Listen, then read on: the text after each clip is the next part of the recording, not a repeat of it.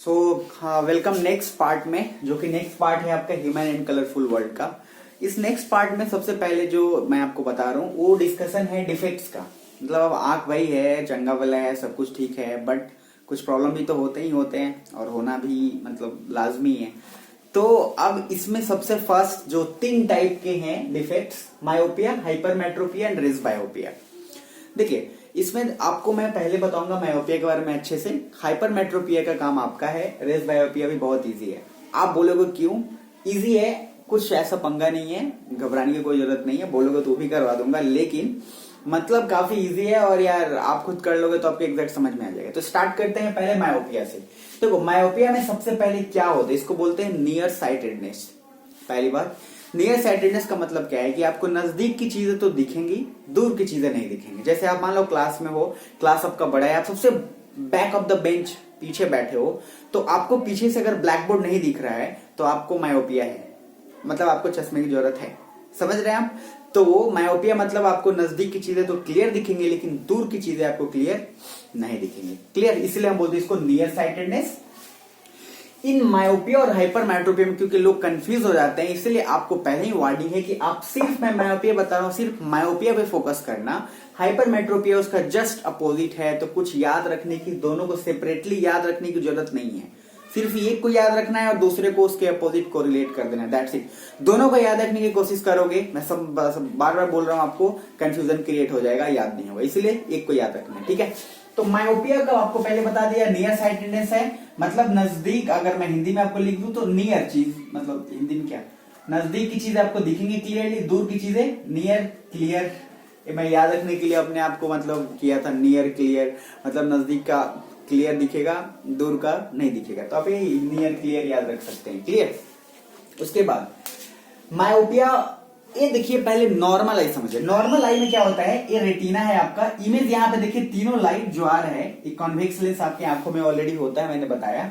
अब यहाँ से रिफ्रैक्ट होके ये तीनों का तीनों रेटिना की इमेज परफेक्ट बन रहा है। ये नॉर्मल आई का कंडीशन है, मतलब जिसकी आंखें ठीक है उसका ऐसे कंडीशन स्ट्रक्चर होता है।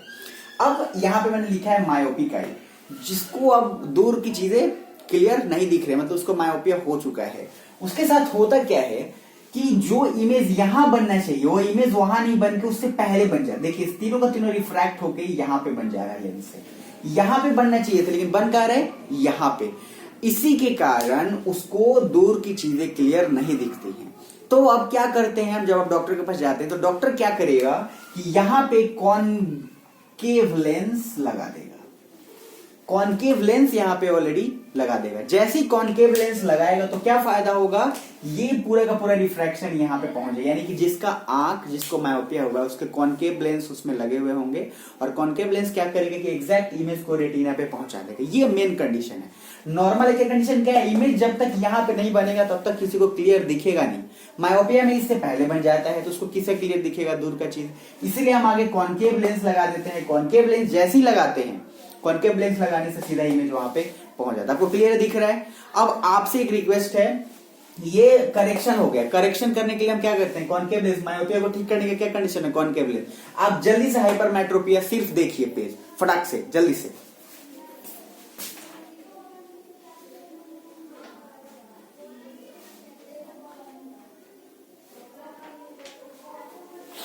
ठीक है, तो आई होप चीजें आप देख लिए होंगे, देख के और उसको बना लीजिए।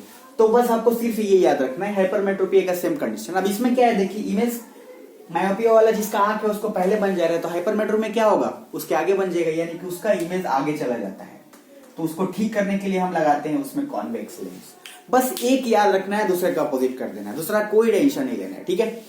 रेस बायोपिया, अब रेस बायोपिया क्या होता है, ओल्ड एज में जनरली होता है। अब समझ लो, ऐसे समझ कि रेस बायोपिया में दोनों कंडीशन रहता है, उसको मायोपिया भी हो जाता है, हाइपरमेट्रोपिया भी हो जाता है, जनरली ओल्ड कंडीशन में।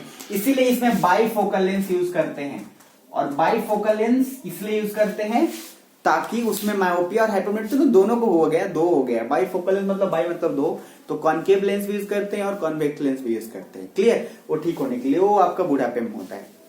अब इसमें नेक्स्ट है आपका प्रिज्म। जो प्रिज्म वाला कंडीशन है, प्रिज्म का सिंपल देखिए, आप ऑलरेडी पढ़े भी होंगे 9th में भी। प्रिज्म क्या करता है, व्हाइट लाइट को, जो आपका रेनबो बनता है, तो 7 कलर्स में डार्क रूम में ये होता है कंडीशन, जिसको आप लोग विब्जियोर बोलते हैं, विब्जियोर। तो V से वायलेट, I से इंडिगो, रेड ये आपको पता है, उसमें मुझे ज्यादा बताने की जरूरत नहीं है। तो व्हाइट लाइट को ये 7 कलर ऑफ लाइट में चेंज कर देता है, ठीक है ना। और अगर इसी एक्सपेरिमेंट को जब उन्होंने इसको फाइंड आउट करने के लिए जब एक्सपेरिमेंट हुआ जो कि एल्बर्ट आइंस्टीन ने किया, तो सॉरी आइजैक न्यूटन उन्होंने क्या देखा कि जब इसी को अगर आपको फिर से व्हाइट लाइट लाना है, तो जैसे एक प्रिज्म को आपने किया ऐसे, तो कोई दूसरा प्रिज्म ले लो और उसको उल्टा डाल दो, ठीक है। तो उल्टा डाल दोगे तो ये सातों कलर फिर से एक व्हाइट लाइट में मिल जाएगा। अब जो कलर ऑफ लाइट है, जो बैंड ऑफ कलर्स है, जो बैंड ऑफ कलर्स आपको दिख रहा है, इसको बोलते हैं स्पेक्ट्रम। और जो लाइट एक व्हाइट लाइट से 7 कलर में जो हो रहा है उसको बोलते हैं डिस्पर्सन, ठीक है। स्पेक्ट्रम समझ में आ गया, बैंड ऑफ कलर। और डिस्पर्सन जो व्हेन लाइट जो है आपका एक व्हाइट लाइट से 7 कलर कंपोनेंट में चेंज हो जा रहा है, that is called dispersion. Clear, ये आपको क्लियर रखना है, ये इजी है, ये आता है, ये आएगा भी डेफिनेटली। उल्टा कर देने से पहले देखो, सीधा प्रिज्म लिए, व्हाइट लाइट को 7 कलर्स में बदल दिया विवग्योर में, और फिर अब एक दूसरा प्रिज्म लिए जो उल्टा करके रखे, तो 7 कलर्स को फिर व्हाइट लाइट में कन्वर्ट कर दिया। और विवग्योर violet, indigo, blue, green, yellow, orange, red, आपको ये पता है, ये याद रखने की जरूरत है आपको। उसके बाद रेड और वायलेट, जैसे अब ज्यादातर क्वेश्चन जो आगे पूछेंगे, रेड कलर ही क्यों यूज होते हैं सिग्नल स्पेस फ्लाइट में, तो रेड कलर से चूंकि वेवलेंथ क्या होता है, ज्यादा होता है, उसको डेविएट करना बहुत मुश्किल होता है। रेड कलर जल्दी से डेविएट नहीं होता। अब इन सब के बाद आपका आगे जो है ना, कुछ कुछ ऐसे कंडीशन है जो आपको खुद से रीड करना है। जैसे मैं एक बता दे रहा हूं और आपको सारे, जैसे टिंडल इफेक्ट, सनराइज, सनसेट, आपको एक ही रीजन है, उसमें हमेशा वही देना, ठीक है ना। पहला है एटमॉस्फेरिक रिफ्रैक्शन। एटमॉस्फेरिक रिफ्रैक्शन आखिर क्या होता है, देखो एटमॉस्फेरिक रिफ्रैक्शन के बेस पे ही आगे की सारी चीजें आपको मिलेंगी, जैसे ट्विंकलिंग ऑफ स्टार्स क्यों होते हैं, प्लैनेट क्यों नहीं ट्विंकल करते, ये सब कुछ। तो एटमॉस्फेरिक रिफ्रैक्शन जो है, एटमॉस्फेरिक रिफ्रैक्शन क्या है, एटमॉस्फेरिक रिफ्रैक्शन क्या होता है, देखिए जब कोई लाइट, मान लीजिए आप कभी देखते हो चीजों को ना, तो आप ऊपर जब देखते हो थोड़ी दूर पे, तो धुंधला आपको दिखता होगा, मतलब उस पर ऐसे ना वाइब्रेटिंग दिखता है एयर। अब आप सोचिए ऐसे, जैसे आग आपने जलाया, तो आग के जस्ट टॉप पे सबसे ज्यादा हीट होता है उस समय, मतलब वो सबसे ज्यादा हॉटेस्ट पार्ट होता है। और हॉटेस्ट पार्ट मतलब, इसका मतलब क्या है कि वो लाइट होगा, हल्का होगा, मतलब उसकी डेंसिटी कम होगी। और ऊपर जब आप जा रहे हैं तो कोल्ड है ना, तो ठंडा, उसका डेंसिटी क्या है, ज्यादा होता है। तो इसीलिए जब वो ऊपर जाता है, ये लाइटर पार्ट है, हल्का, मतलब जैसे ये फ्लेम है, मान लीजिए ये फ्लेम है, फ्लेम के टॉप पार्ट सबसे ज्यादा हॉटेस्ट पार्ट होता है, टॉप पार्ट। इसीलिए जब आप किसी चीज को जब अपने हाथ को रखते हो, तो आप ज्यादा दूर नहीं रखते, न ज्यादा इसमें सटा के रखते हो, तो पॉसिबल नहीं है। अब एकदम थोड़ा अगर इतना पॉइंट पे रखो तो आपको पूरा हीट मिलता है, ठीक है ना। जैसे कैंडल आप जला रहे हो तो इतना पार्ट पे, तो उसका जो सबसे फ्लेम का जो टॉपेस्ट पार्ट है, जस्ट टॉपेस्ट पार्ट, वो सबसे ज्यादा हॉट होता है। और हॉटेस्ट पार्ट जो उस समय सबसे लाइट होता है, हल्का, उसकी डेंसिटी कम होती है कंपैरेटिवली कोल्डेस्ट पार्ट के। कोल्डेस्ट पार्ट क्या है, जो ठंडा वाला पार्ट है, वो उसमें डेंसिटी ज्यादा होगी। तो जैसे ही वो ऊपर जाता है और कोल्ड से मिलता है, तो उसमें वेवरिंग होता है, तरंग जो हो, और इसके चलते हम लोग वहां पे देखोगे आपको दिखेगा कि वो वाइब्रेशन टाइप का, मतलब धुंधला टाइप का लगता है, आपको दिख रहा है वेव की तरह, वाइब्रेशन दिख रहा होता है, क्लियर कुछ नहीं हो रहा होता है, समझ रहे। तो उसके चलते क्या होता है कि एग्जैक्ट पोजीशन हमें पता नहीं चल पा रहा होता है कि कहां पे है कोई चीज, जो उसका एग्जैक्ट पोजीशन हो हमें दिख नहीं रहा होता है। इसको बोलते हैं एटमॉस्फेरिक रिफ्रैक्शन। और चूंकि एयर और एटमॉस्फेयर जब तक है बॉस, तो जब तक है तब तक तो एयर रहेगा ही रहेगा, कोल्डेस्ट पार्ट रहेगा ही रहेगा। अगर ये वेवरिंग नहीं होगा और ऊपर अगर कोल्डेस्ट पार्ट और एटमॉस्फेयर अगर नहीं होता, तो क्या होता, हमें पूरा का पूरा ब्लर दिखता, क्लाउडी दिखता, डार्क, हमें कोई और चीज दिखाई, वेवरिंग दिखाई नहीं देता। तो एटमॉस्फेरिक रिफ्रैक्शन में क्या होता है, डिफरेंट टाइप, तो चूंकि है हॉटेस्ट एयर पार्ट जब कोल्डेस्ट पार्ट से मिलते हैं, और बहुत सारे पार्टिकल्स तो ऑलरेडी है ही हैं, तो उसको और वहां पे वेव क्रिएट होता है, और वही रिफ्रैक्शन जो है एटमॉस्फेरिक रिफ्रैक्शन कहलाता है। और हॉटेस्ट पार्ट हमेशा याद रखना लाइट होता है, हल्का, कोल्डेस्ट पार्ट हार्ड होता है, क्योंकि उसकी हार्ड मतलब डेंस होता है, उसकी डेंसिटी ज्यादा होती है, क्लियर। तो ये होता है एटमॉस्फेरिक रिफ्रैक्शन। इसी की वजह से ट्विंकलिंग ऑफ स्टार्स, जो आपको स्टार्स दिखते हैं कि ट्विंकल कर रहे हैं, तारे जो चमक रहे हैं, वो एटमॉस्फेरिक रिफ्रैक्शन की वजह से ही होता है।